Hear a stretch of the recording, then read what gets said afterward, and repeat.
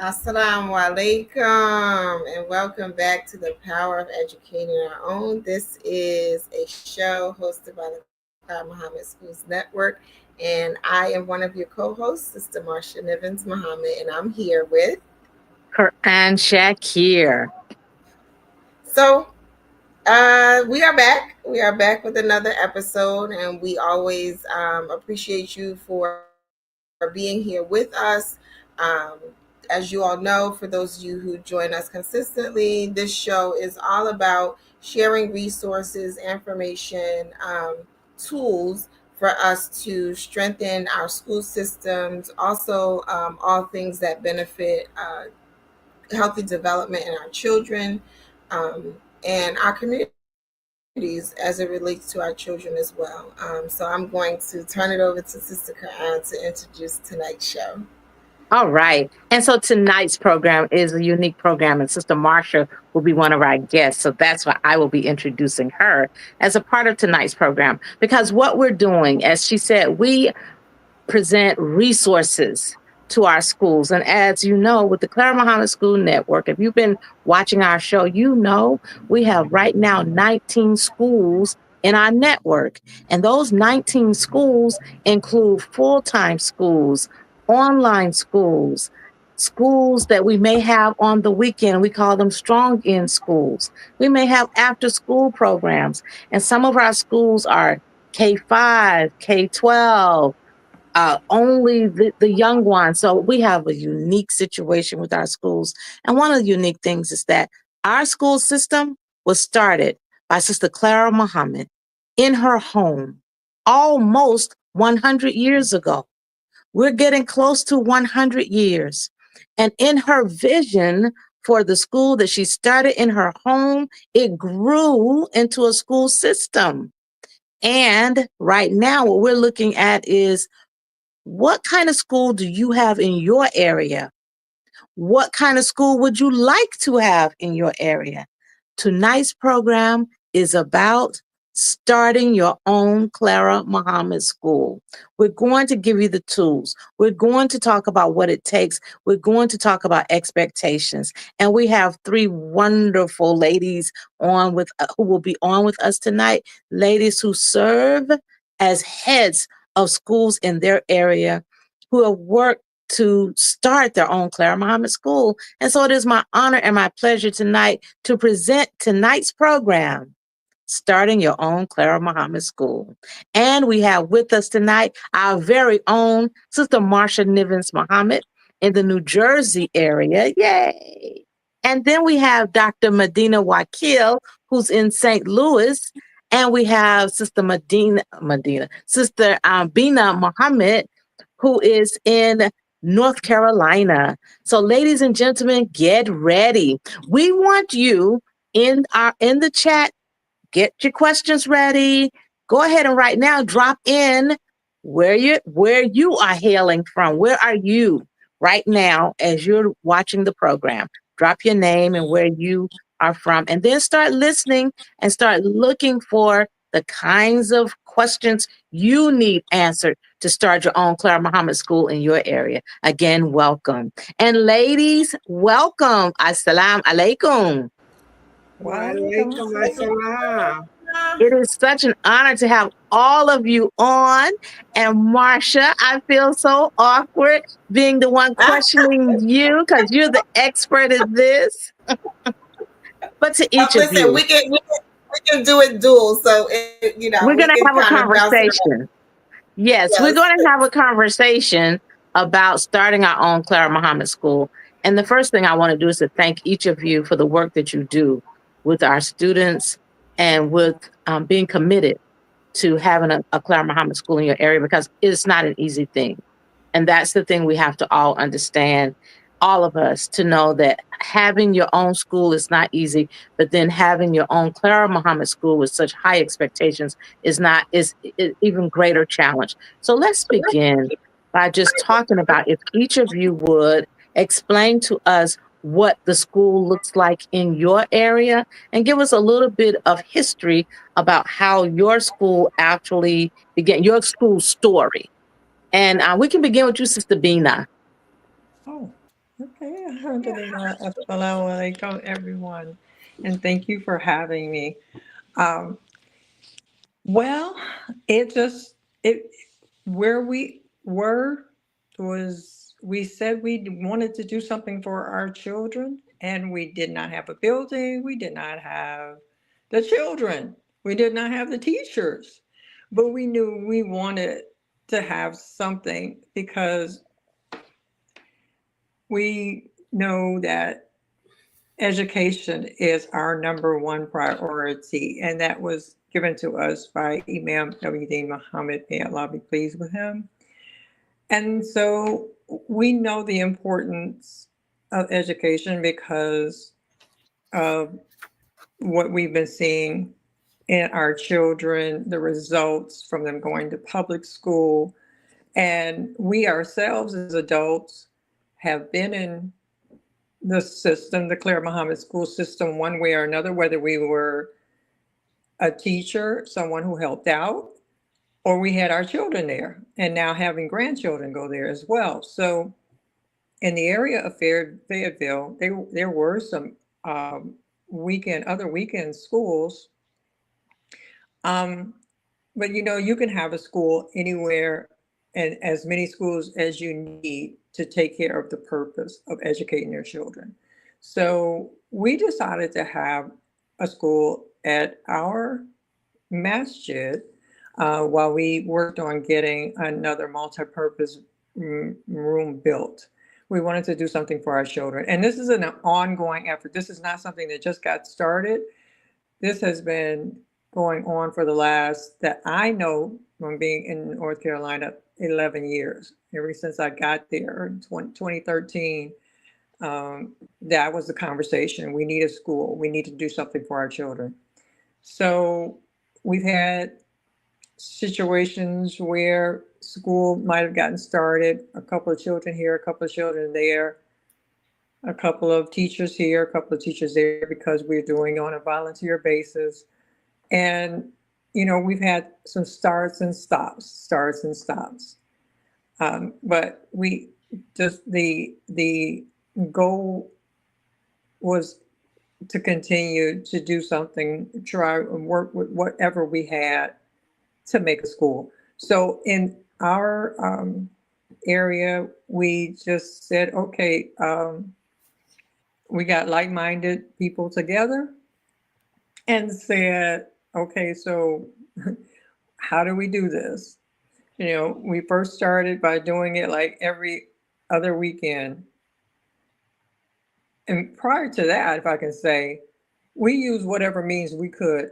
We used to have classes, online classes right after COVID in another private school where they allowed us to use their room, and we had students who would take the courses with our sister school. And I'm trying to think of the name of it now. It's slipped my name on, this is the New senior. Africa Uma Online School. Africa, thank you. New New Africa Africa. Uma Online School had a senior moment there. But yes, we were having classes with them, and we took a whole year. We had a student, she went through the entire year, and other students who like came and went. So whichever thing worked for us at the moment is what we used. We took and ran with. Um, in the hopes of having a full-time school, but working with what we had. So basically, we started where we were with what we had and went from there. So Beautiful. Beautiful. that's That's a good intro for us because I have some questions for you, but I'm now going to let Dr. Medina tell us the story of the Clara Muhammad School in St. Louis. Where are you in your journey and what has been that journey? Okay, thank you for inviting me. Bismillah. Well, we have faced many, many, many challenges, and there are many, many more to face. Right now, we have a virtual weekend school, and we have a very low enrollment, very low staff, but we're struggling. We're really struggling to keep our school going. We're hoping in the very near future to transition into a full service school, which we had many, many years ago in St. Louis. We started with the University of Islam in St. Louis and transitioned into the Clara Muhammad School, grades K through 8, which we were blessed to maintain for many, many years and graduate many students. But the school closed and in 2010, and we're struggling to maintain our virtual school right now until we can transition into a full service academic program. Um, we're not unlike many other weekend schools across the nation or home schools across the nation. And that's another thing is that we're encouraging our parents, if you're not interested in sending your child to a weekend school or a virtual school or hybrid school, then at least consider homeschooling your child. Our we really emphasize Islamic studies, Quranic studies, and beginning Arabic. But we also embed in our curriculum, we embed academics as well as tutorial and enrichment. Because one of the things we found out is that some of our students come to us with very low skills, academic skills. And so to ignore that and just focus on Islamic and Quranic studies would be doing an injustice to those students. So here in September, we are revamping our our school, our virtual school, and in hopes of serving a greater population, and also in hopes of making that smooth transition in the near future, although it may be the far future. Only Allah knows. Um, so we cannot let the school close. We cannot fail no matter what. We have to keep going. We have to keep trying, even if it comes down to one. And it has done that in the past. It's come down to one teacher, one student. Yeah. But we kept going. We kept going. And we will continue to keep going.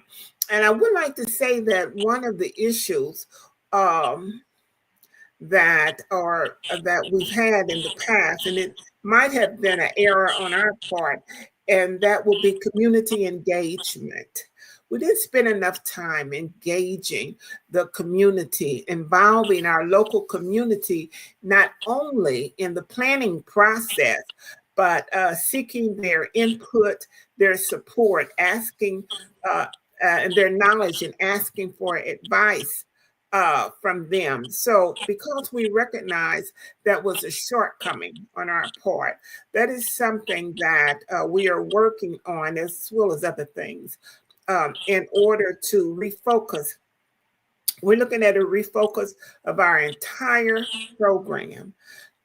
We did recently did a survey in our local community and asking the question, would you prefer a virtual school or would you prefer a brick and mortar? And of course, the answer was a brick and mortar school. Most of them prefer a brick and mortar school, and I can understand why. Um, and so we are moving towards that. However, the support right now and is not really there for that. So we have to continue to engage the students. Another thing is looking at our mission and our vision again, taking a closer look at that, spending more time on that in our planning and foundation stages and our governance and leadership because we want to be transparent and accountable to the community that we serve. And we're doing an injustice if we are not transparent and we're not accountable. And these are some things, some errors that we have made that we recognize that we're trying to rectify at this point. So we can't really blame it all on the community. Oh, the community is not doing this. They're not supporting us. We can't do that. We have to look at some of the things that we may have overlooked in our planning stages and try to rectify that. Because one thing for sure is that we have to carry on. We cannot drop the ball again. We have to move forward. We can't complain that we don't have any youth involved. We can't. We can't. As long as we have both feet on the ground and moving forward, I don't care if we're in our 60s, 70s, 80s, or 90s, which I'm not too far from that. But we have to just keep moving forward.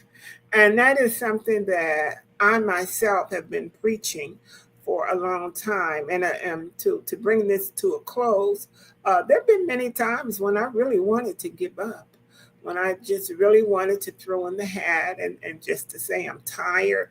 I feel like I'm all alone out there. I'm doing this, I'm doing that. And each time I felt that way, Allah has strengthened my heart and my spirit and given me the spirit to move forward and to carry on. So, alhamdulillah. Alhamdulillah. Thank you so much, and grateful to you, all of you, for your dedication because it is a commitment.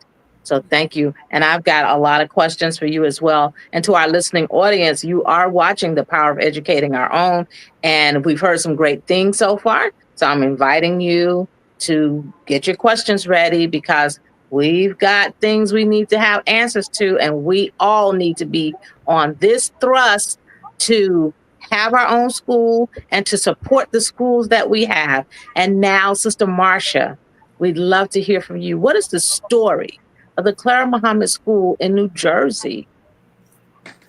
Absolutely. And so, Bismillah. So, yes, the Clara Muhammad School in Newark, New Jersey has a story dating back to, I believe it's back in the 50s, right? So, we also started with the University of Islam being our foundation, where many students were educated in that institution.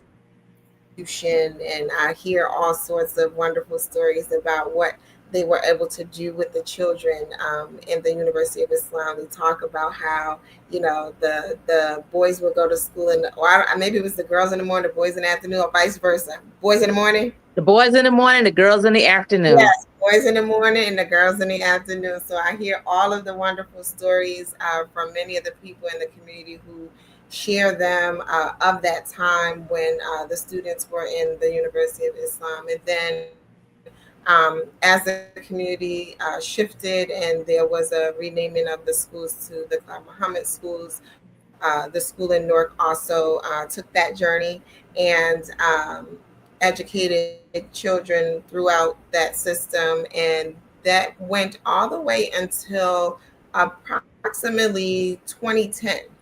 So, for all of those years, the institution had been open and educating students in the Newark, New Jersey area.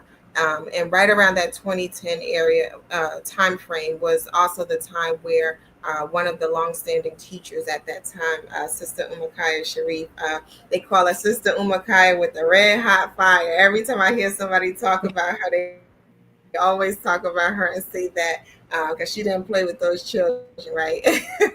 And but it was right around the time that she had transitioned, and so from then the school had not been open after her passing.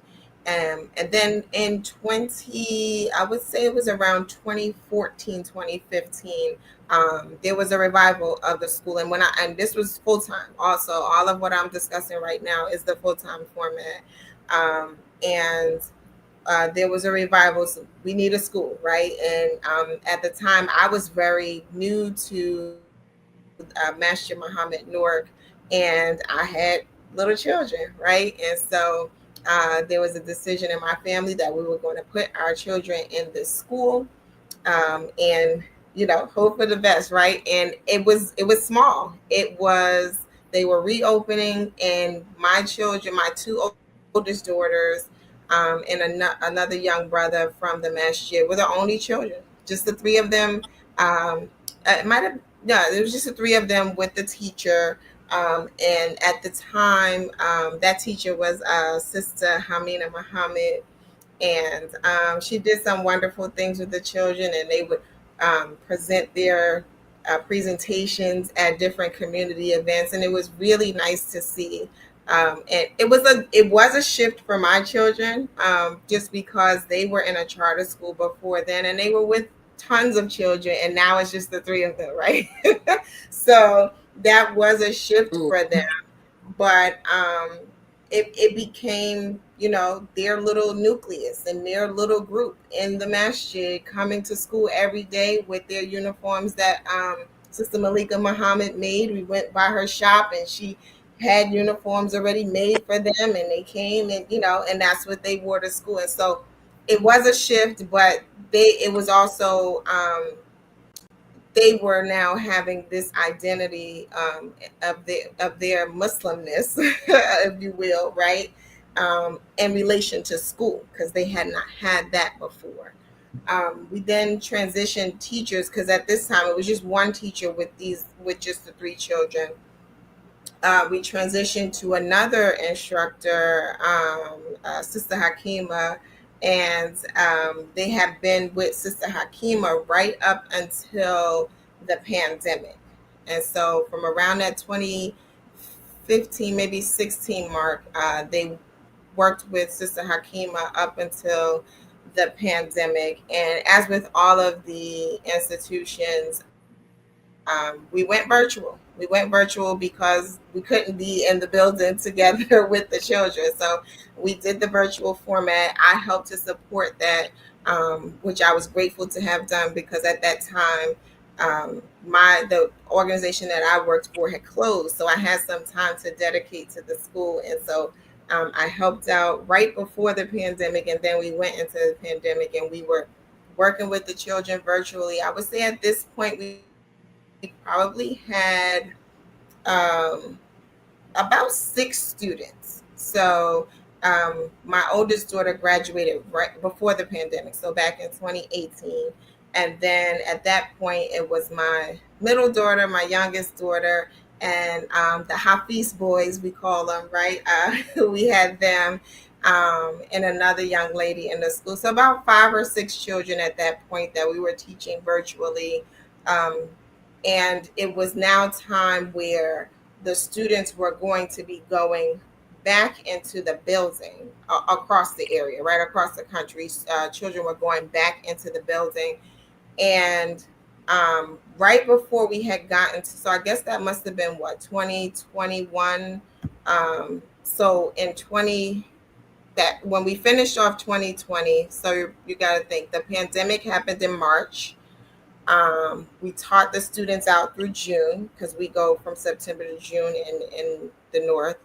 And then in the fall, we actually wound up losing a couple of those students virtually, just because parents were now faced with, well, we're not going to be in the school, in the building, and some of those fears that I have about the public school system are now taken away because they're not in the building, and now I don't have to incur that expense. And that's real, right? With no judgment or anything like that. But that was a real thing that we had to face at that point, because families were like, well, I don't have to incur the expense, and I'm not so concerned about environment, because the children were being taught from home.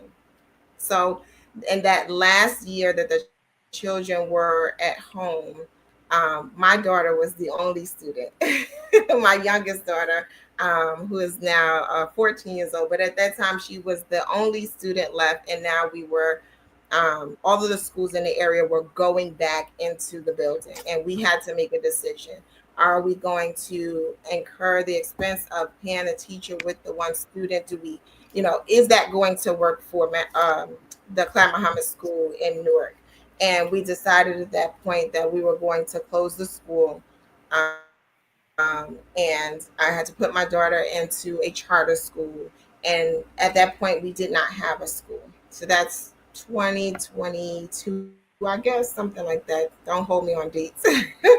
But just in this area in general, we were like, well, we have to do something for the children, right? We have to, like, that always just weighs on you that something has to be done. How do we expect them to not only have their academics instruction from those who like love and support and care for them, but also how are we ensuring that they have the Islamic education to couple with those academics? And so at that time in the area, another group that I'm involved in, Sisters in Service, shout out to them.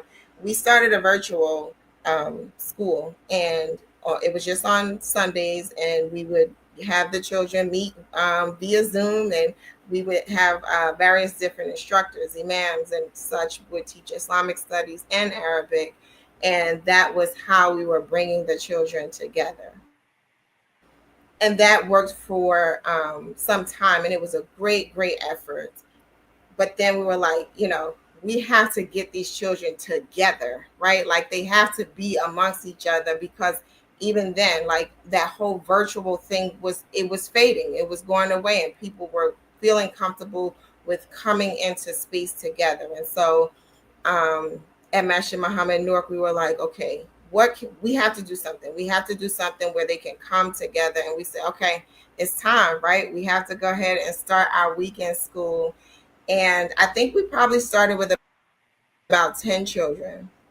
And it was going great. We have 4 instructors who so 3 of them, 1, 2, 3, yes, 3 of them are teaching Islamic studies, and then we have our resident Imam Muhammad, who is teaching the Arabic. And one of the things that has worked for us and has really impacted our story is that what we would do is, with every time that we were having a session on Sunday, or at least every other time, right, we would go live just with a piece of it, not the whole, not the whole program or anything like that, but just with a portion of it. And as people started to see us go live with the children and instruction, it felt like every week a new child was coming, to the point that right now we have 30 children in our weekend school. And I would say consistently about 20 of them come every single week. And May marked 1 year of our weekend school being consistently operating at Masjid Muhammad-Newark. And it's a wonderful thing. The children look forward to it. They, some of them are waiting for their snack at the end of the day, right? So at the beginning, they're like, are we gonna have snacks today? And I'm like, yes, you're gonna have your snacks today. But it's been a wonderful journey, and I'm really grateful for the instructors who, when I went to them and said, hey, would you consider teaching for the Clara Muhammad Weekend School? It was a no-brainer. It was like, of course, yes. What's the topic? What am I teaching? When are we starting? And so I'm really grateful for them. Sister Constance Edward, Imam Antar Mateen, Imam Yassin Shabazz, and Imam Muhammad Muhammad. So that's our story. We're 1 year strong, and we are continuing. We go throughout the year, so we are working on getting restarted for our summer session. It's just been kind of busy lately, so we were supposed to start today. Inshallah, we'll start next week, hopefully. But it's been a wonderful journey. But these are great stories. And what I hear, and if our audience is listening, I hear any of us can do this. And I hear the determination is what drives us. And having a plan in place, like we're going to do this. So that commitment, number one. And, we often will say failure is not an option. And failure to us has to be defined.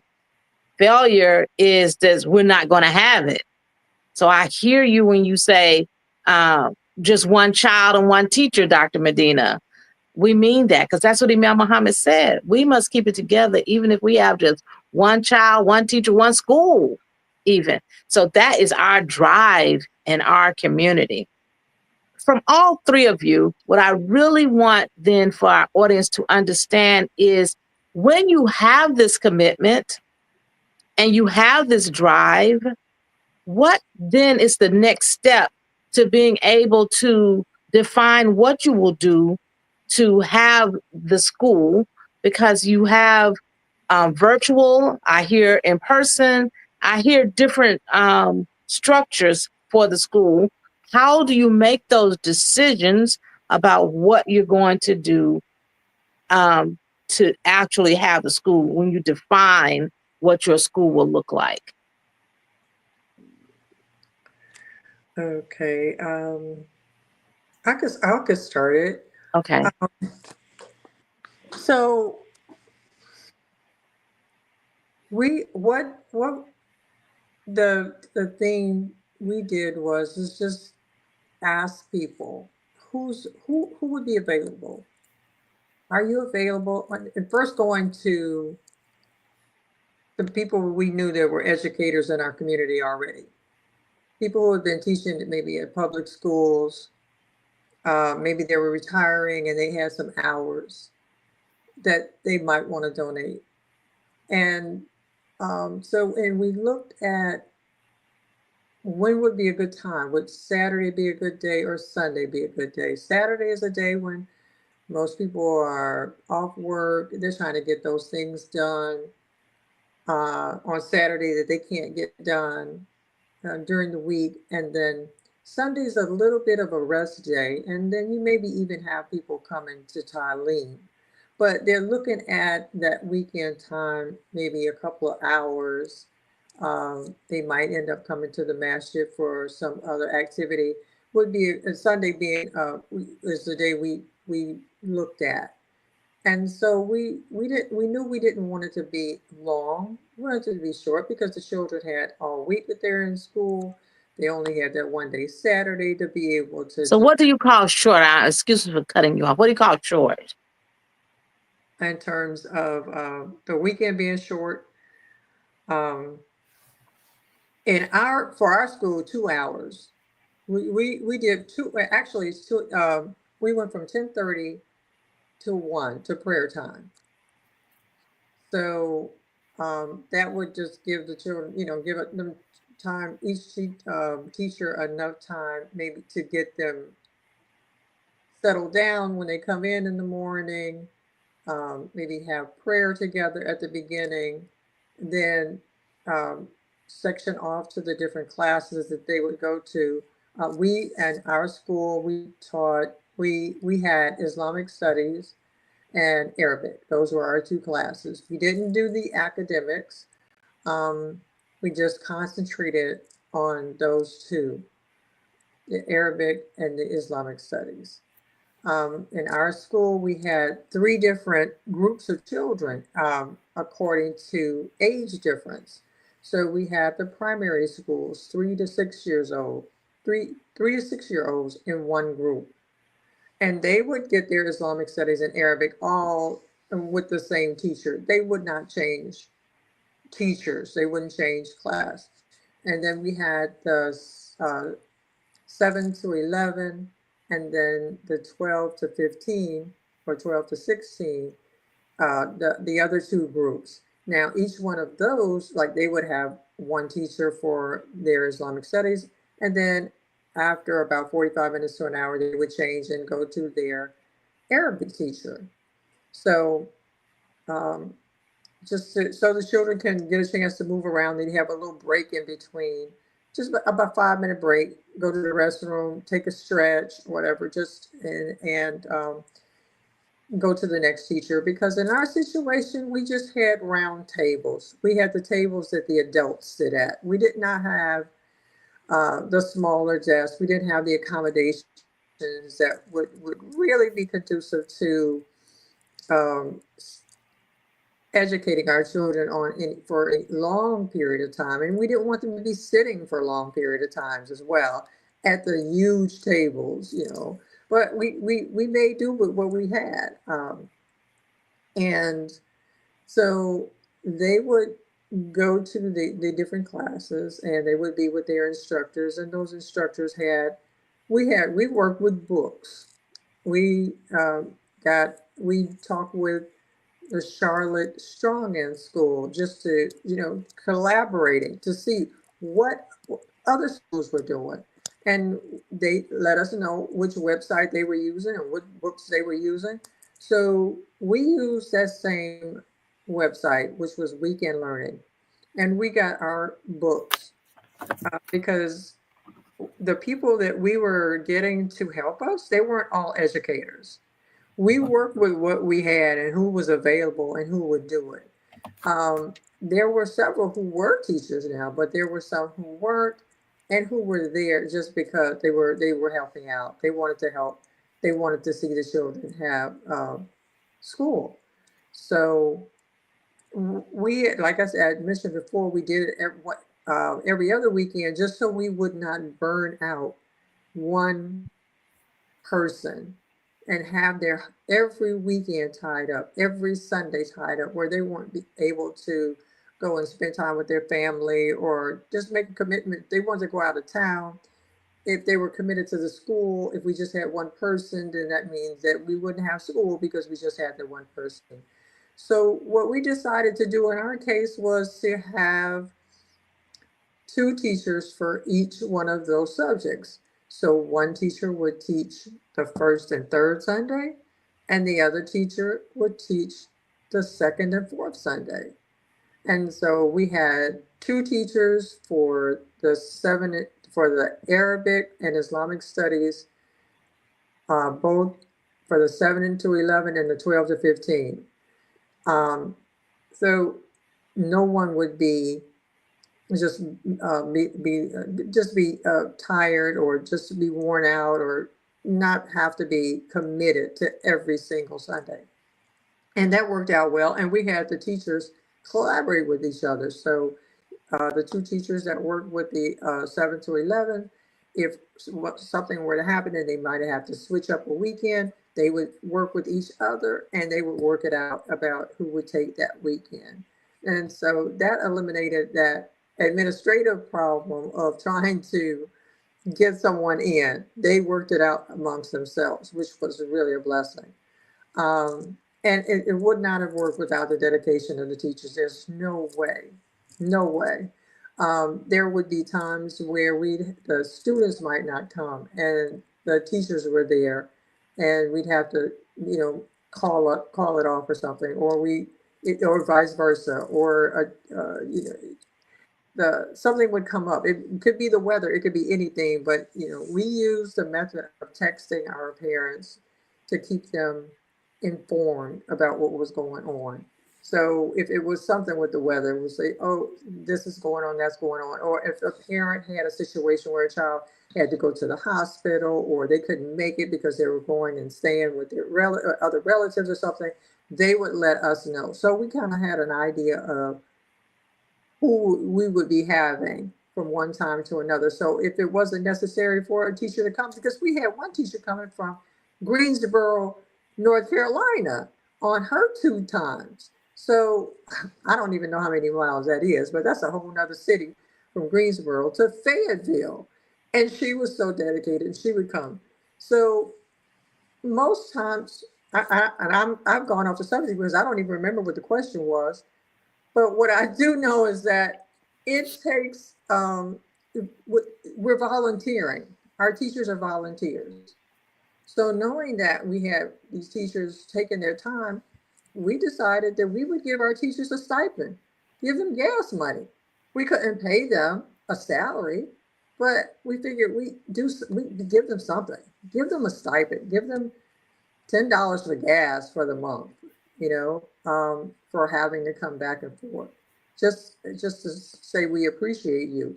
Now, in all the years I've ever worked with school volunteering or whatever, we never had a stipend. We never had any of that. Our teachers would go and get the snacks for the children and bring them and we would sit and have snacks with them after class. They would be the ones, the teachers would be the ones to go and collect them and bring the snacks to the school. What was the question, Sister Clara? Because I'm going off and now I'm getting ready to just go on. I think you answered because I'm really just interested in knowing your plan. How did you decide what you were going to do?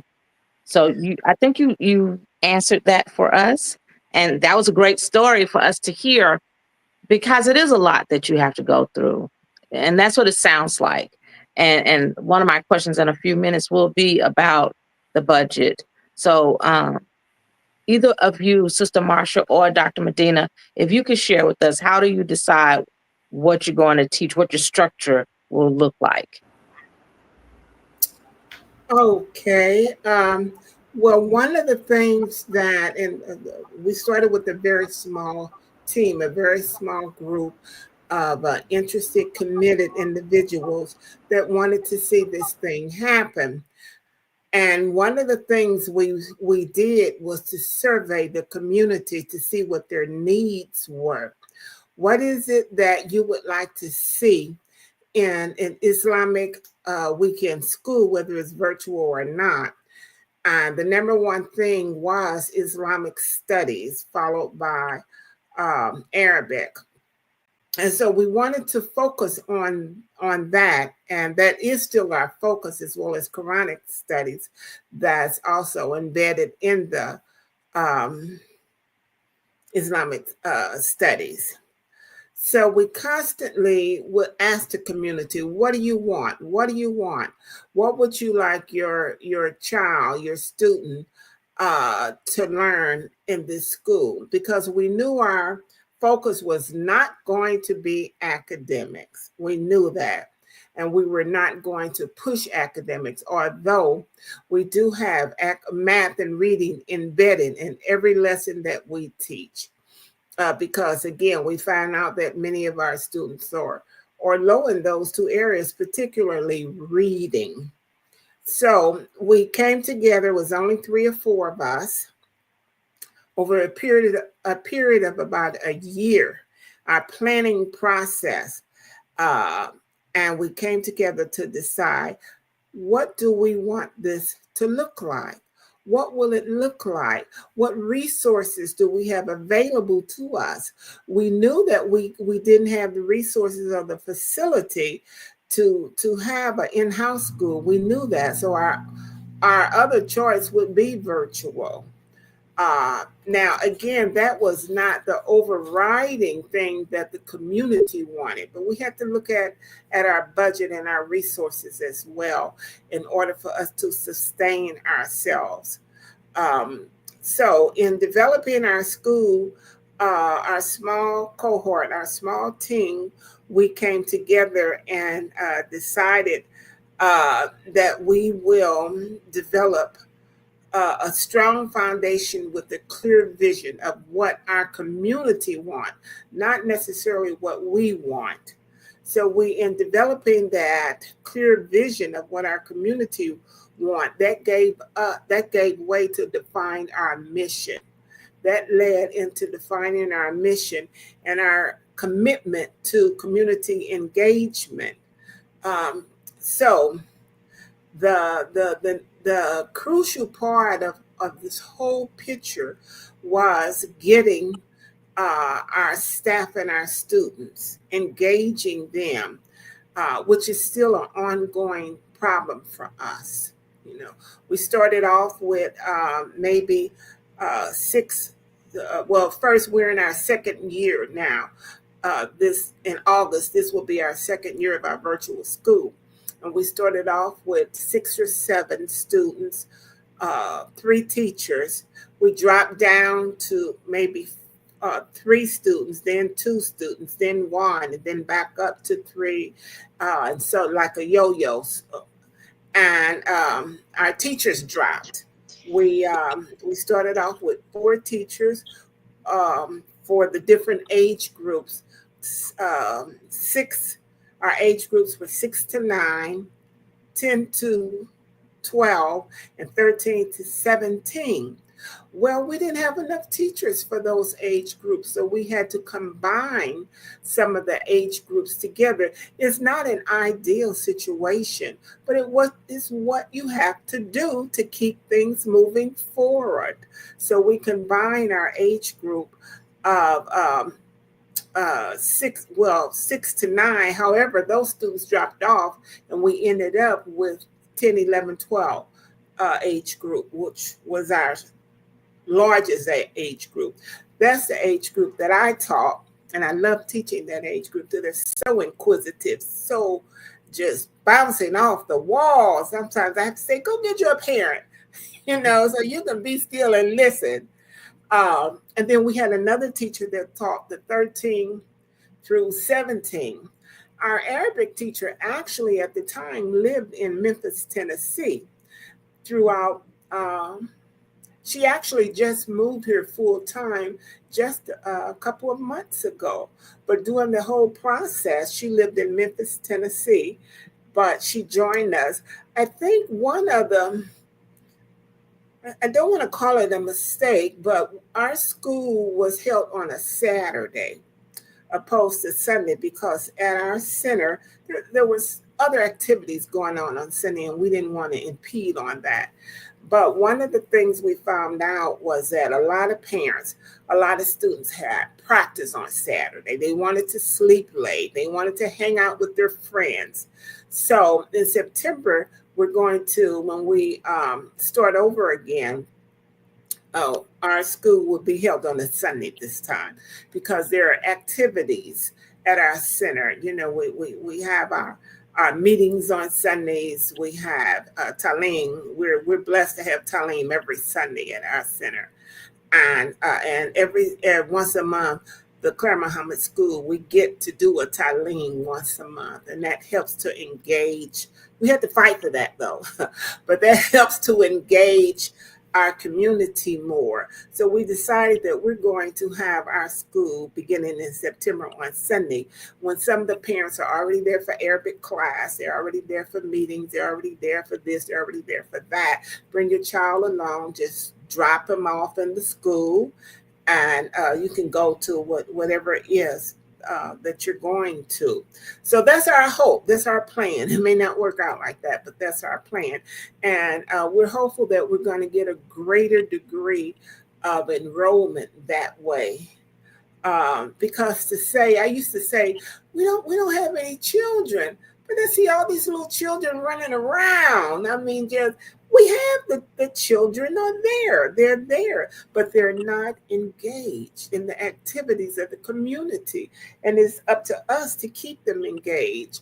We were doing field trips with our children even before we had a weekend school. We were taking them on field trips. We took them to Black Wall Street in Oklahoma. We took them to Memphis, Tennessee, the Martin Luther King. And so we were doing those things even prior to opening our schools, and we hope to continue to do those things. So again, we're looking at a greater degree of parent involvement, in encouraging active participation from our parents through regular communication. That's something we kind of dropped the ball with. And through volunteer opportunities, sometimes people are just waiting to be asked. That's all they need is to be asked. And we're also looking at evaluating our successes. I don't want to say our failures because even though we did drop down to one student, we still remain open. So we're looking at evaluating our successes and how to build on those success. And we also looking at more professional development. It has been very difficult for me to get the few teachers that we have to get involved with the network professional development, which I think would be a good area for them. But we're looking at providing ongoing professional development opportunities to enhance the skills and the knowledge of the teachers that we have. Now, one of the things that we did was when our staff began to drop off, we went to college campuses, Muslim Student Association, and passed out flyers for individuals, Muslims who were studying to be teachers. But one of the things we found is that their ideology was a lot different, from our expectations. And not only their philosophy of education as well was a lot well, somewhat different. I don't want to say a lot, but somewhat different from our. So that can present, I think, in my mind, some confusion, for the students. So that was not the best approach, but we did get a couple of young students who were studying to be teachers, immigrant Muslims, teachers that wanted to come help us. So they were able to provide with us just some volunteerism, which is very, very important in any type of school. Those volunteers are very important. And also, one thing we found out, community outreach.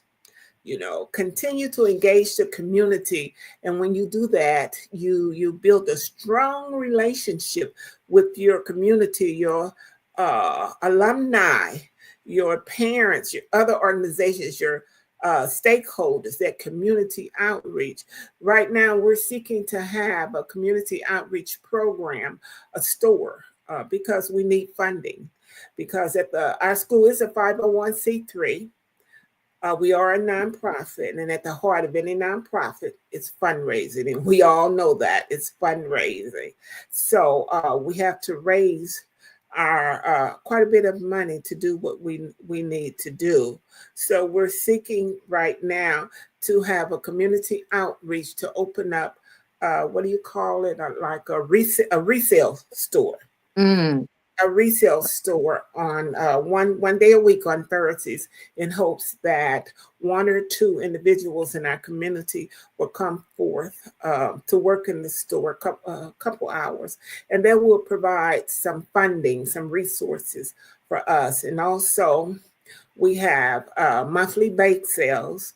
That's exclusive for our school. We're the only one in our community allowed to do monthly bake sales. And believe it or not, that brings in quite a bit of money, to my surprise. And we also have annual events that we do, annual barbecue, annual yard sales, and so on and so forth, to help fund what it is we want to do. And lastly, I'm going to say, in order for us to provide those field trips for our students, we need money, Mhm. because some of the parents cannot afford to pay.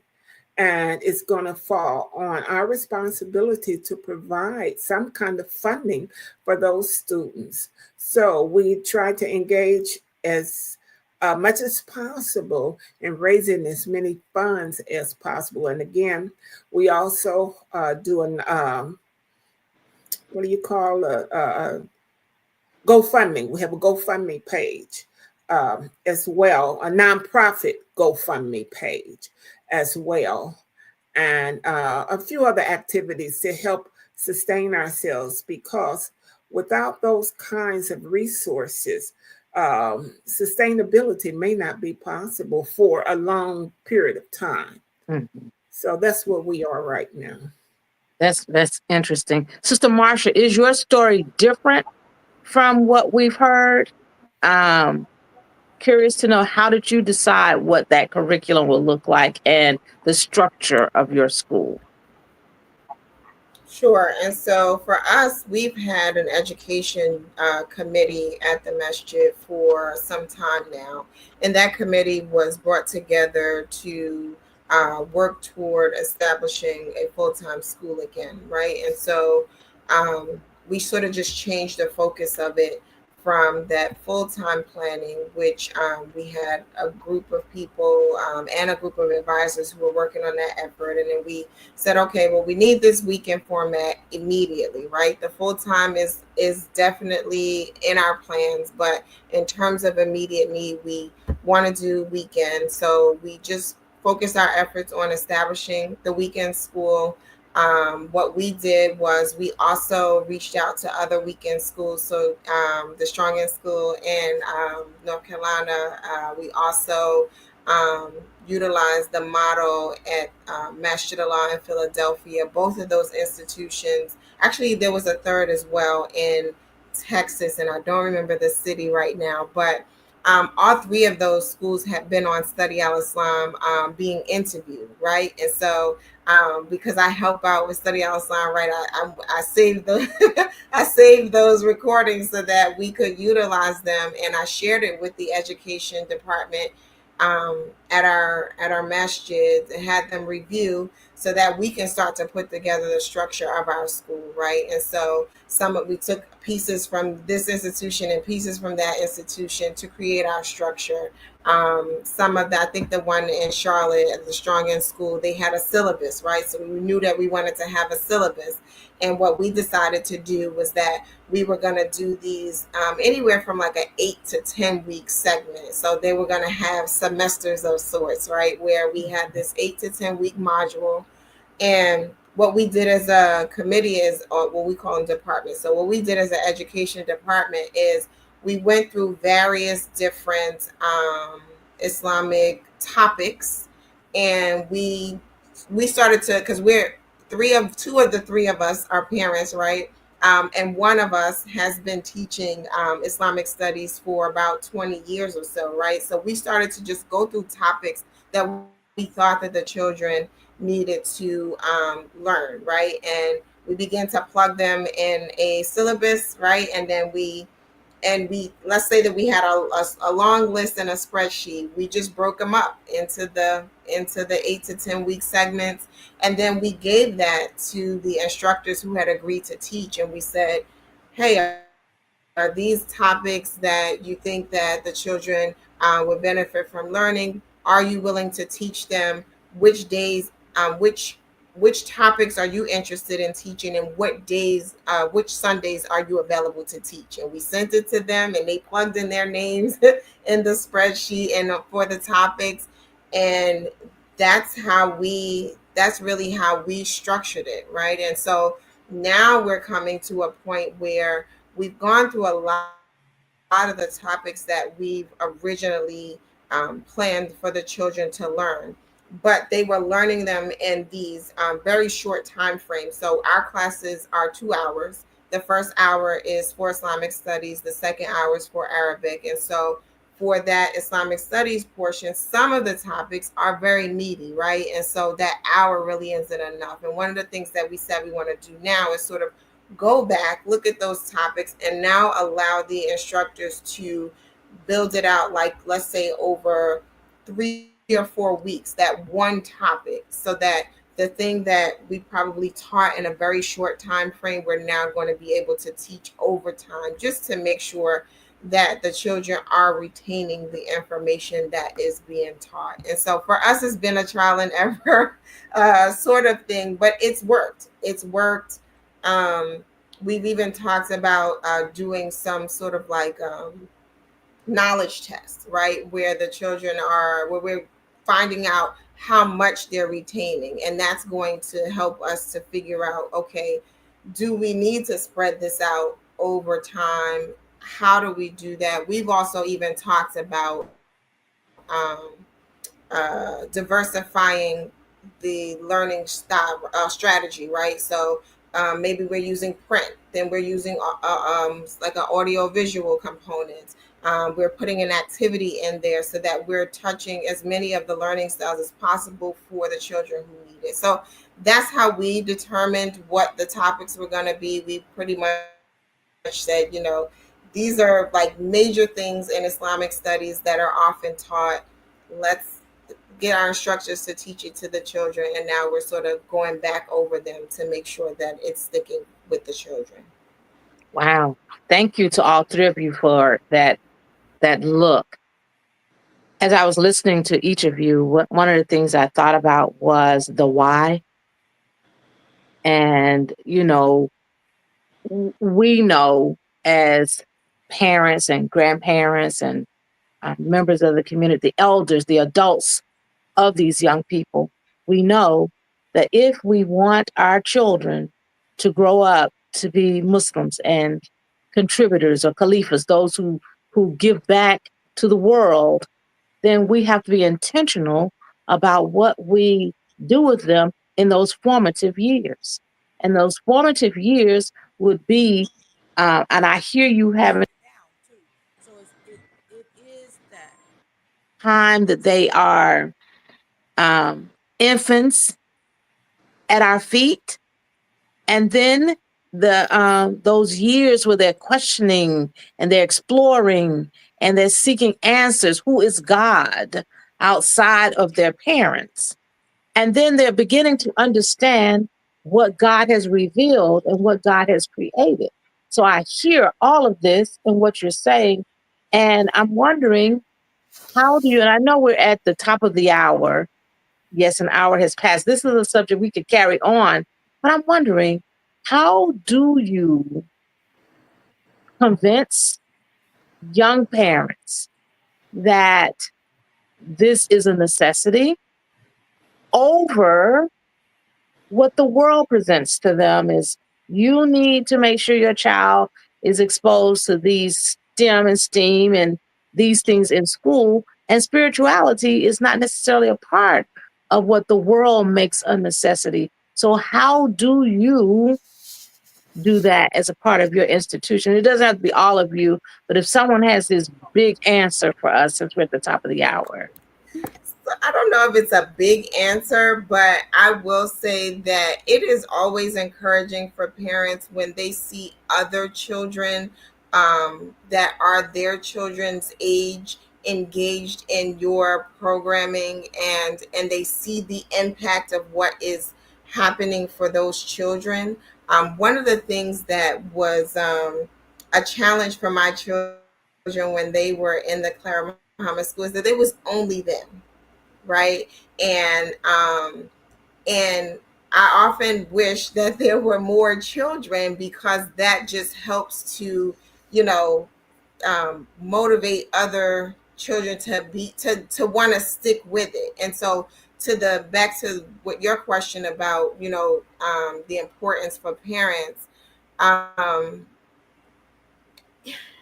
the only thing that sort of sticks out for me is being proactive in offering them the opportunity to have their children join the school. So anytime that I see a parent in the masjid who I haven't seen before, I see them come with young children, or it's a grandparent, or it's an auntie, or whoever, you walk in that building with a child, I'm encouraging them to sign their children up for the school. And one of the things that I mentioned earlier is that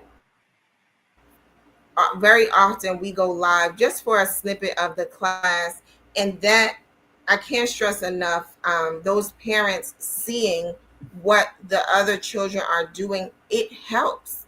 And so maybe it's not always a matter of me saying to another parent, hey, it's important for your child to be able to know Al Islam, and not just identify as Muslim, but not necessarily know the tenets of the religion. It may not be a direct conversation with a parent that way. Sometimes it's showing them what we have been able to do with other children. And when they see that, they're like, I want my child in that program.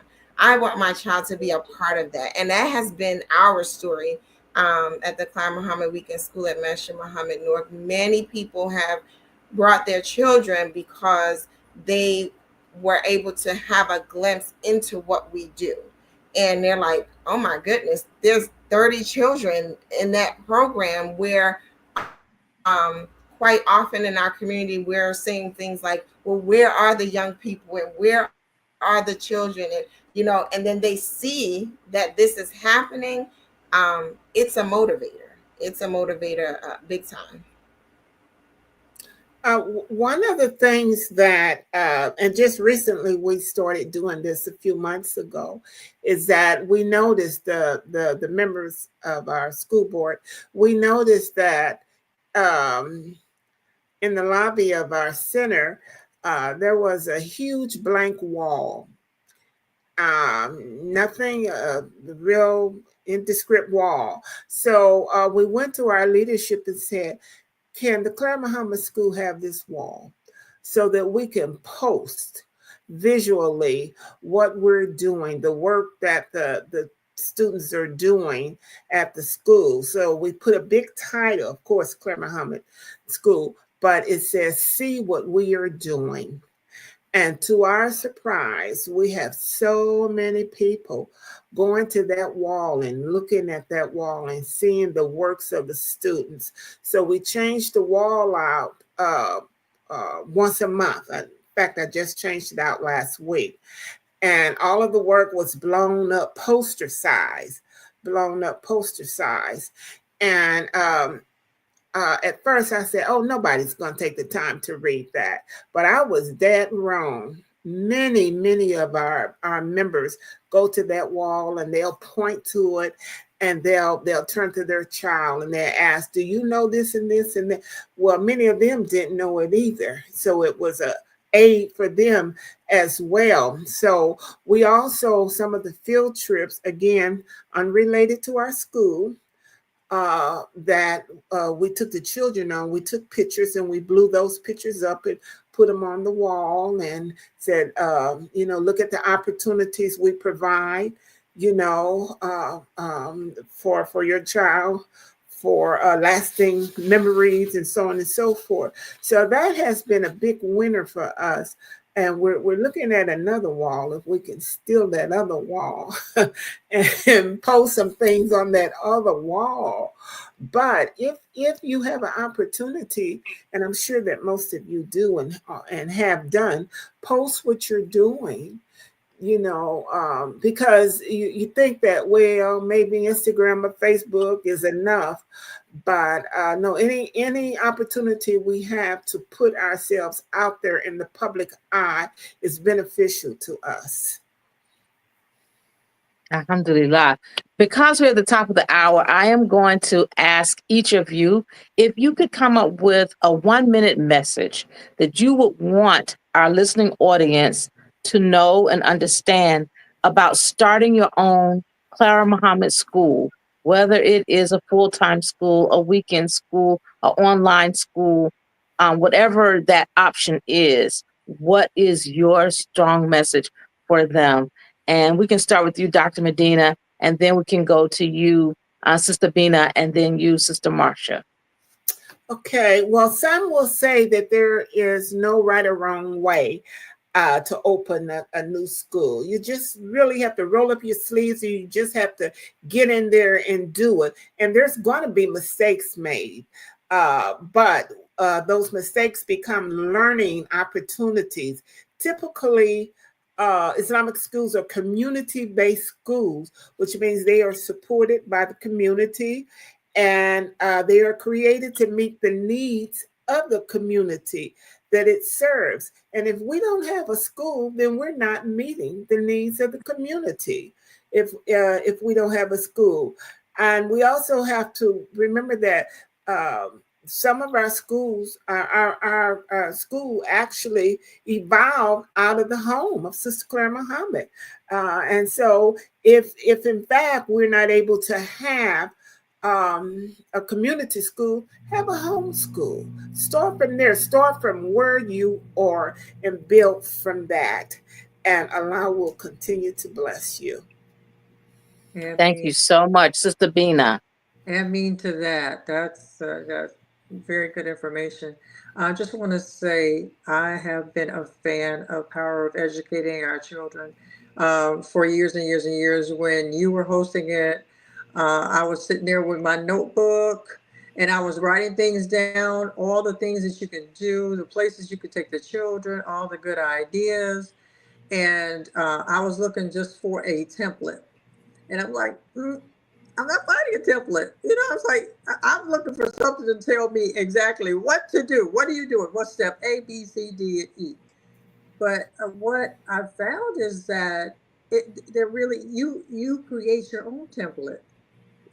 Based on what's going on in your community, what needs that you have for your children, what resources that you have, meaning, do you have a building? Do you have a school? Do you have what do you have? What resources do you have, and what people do you have? And you take those things and meet with your people on a regular basis. Keep them engaged, and like-minded people coming together who really have a desire to do something with the children. You will come up with your strategy, and it doesn't have to look just like the way Muhammad schools in Atlanta did it, or just like how Memphis, Tennessee did it. But it's going to be uh, adapted to what you have and what you're working with. So there is no cookie cutter. You make it up, and you do what works for you and what's successful for you, and Allah will bless you with that. When you have those, when you have that desire to do that for the children. Amen. Wonderful. Sister Marcia. Yeah, so I would say that it's extremely important for us to ensure that our children understand the religion that they are connected to, that they are part of. And starting a Clara Muhammad weekend school, full time school, it's just a matter of getting started.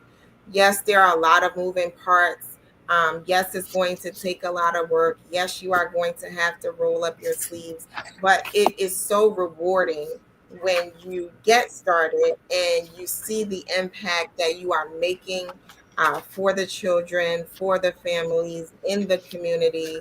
And that is worth all the struggle to pull it together. And it's such meaningful work. It's something that we just have to do in either format, right? Someone asked me one time, how did you get started? And I was just like, yeah, we just started. We just started because, if you sort of keep, you know, we're going to get started. We need this, we need that, you just have to do it. You just have to do it, and all the things will fall into place. Allah will give you what you need. He'll send the people that you need. He'll send the resources that you'll need to keep it going. And so, my encouragement is to get started, to put your children in the school, to put your grandchildren in the school, to put children that are just connected to you in any way in the school. And then I'll say this one last thing, that the Clara Muhammad School in itself, that Clara Muhammad framework, is so unique and so important and so beneficial to where we want to see our children go, right? This is creation based learning. This is, having the children to know and understand their identity from and not be ashamed of it, but also just being able to connect your academics, your faith together, and to be able to see how all of what we do in life is connected. You don't get that type of teaching anywhere. You don't get it everywhere. And that Clara Muhammad school framework is designed to provide that for your children. And all of our institutions are at various different points in implementing that framework, but we're all on the trajectory. And so what that produces in children as they go forward to become young adults and ultimately adults is so beneficial. Alhamdulillah, wonderful. Allah subhanahu wa ta'ala tells us in the Quran that we are supposed to go forth and go out into the world, whether we are equipped lightly or heavily. That's what I hear from you. Get out there and just do it. From each one of you, it's the same message. You're singing the same song, and grateful to you for the work you're doing, and to you who have tuned in to this program, The Power of Educating Our Own. We pray that you've benefited from this message that we have shared today about starting your own Clara Muhammad School where you are. no matter where that status is, that whatever it is you feel is the place to be, go ahead. And we also want to remind you, as several of them have said, we need your donations. So if you're not going to put your children in the school, support the school. And we have one program where every month you can send your money to a particular Clara Muhammad school. Get with us. Check us out, cmsnetwork.org. And we have all that information there for you to see what's the school that we're going to be focusing on and how is that working. That's one thing. But also, if there is a school in your area or in your state, you can decide, I am going to make sure that I am donating constantly to the school in my area. So whether it is that online school, that weekend school, that full-time school, the vision for a school, I'm going to be there to support it. We thank you so much for tuning in, and we ask you to continue to tune in to the power of educating our own, because we got good information for you. We have great information for our Clara Muhammad schools, and may Allah subhanahu wa ta'ala continue to bless all of you, ladies, for the work you're doing, and all of you who are tuning in for the work you're doing. Thank you. Assalamualaikum. Assalamualaikum.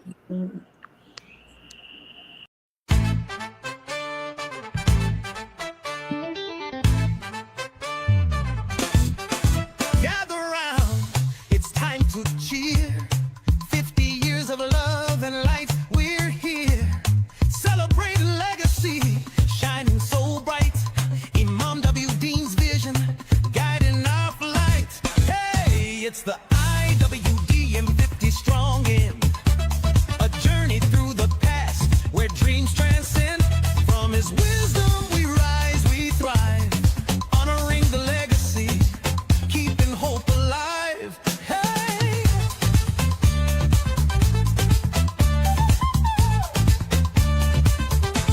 3 days of joy, a multi-generational call.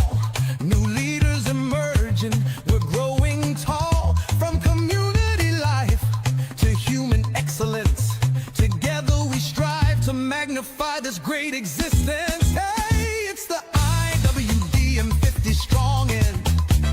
A journey through the past, where dreams transcend. From his wisdom we rise and we thrive. Honoring the legacy, keeping hope alive. Hey, yeah, yeah, yeah. A cultural extravaganza, performers on stage. Come celebrate our story, help us turn the page. With every heartbeat, we work and play. In the spirit of unity, we chart our way. Hey, it's the IWD 50 strong in. A journey through the past, where dreams transcend. From his wisdom we rise and we thrive. Honoring the legacy, keeping hope alive. So let's raise our production and let the world know Imam W. Dean's leadership will forever glow. Together we celebrate, together we stand. 50 years of guidance, we work hand in hand. Hey, it's the IWD 50 strong in. Together we'll shine, let the love never end.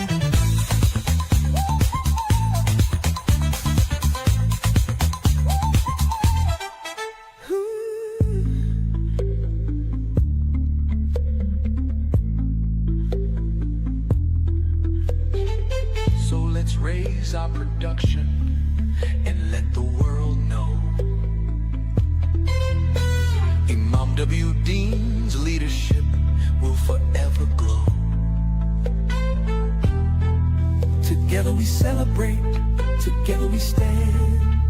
50 years of guidance, we work hand in hand. Hey, it's the IWD 50 strong in. Together we'll shine, let the love never end.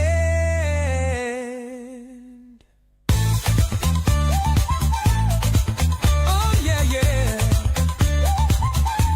Oh, oh, oh. Yeah, yeah, yeah.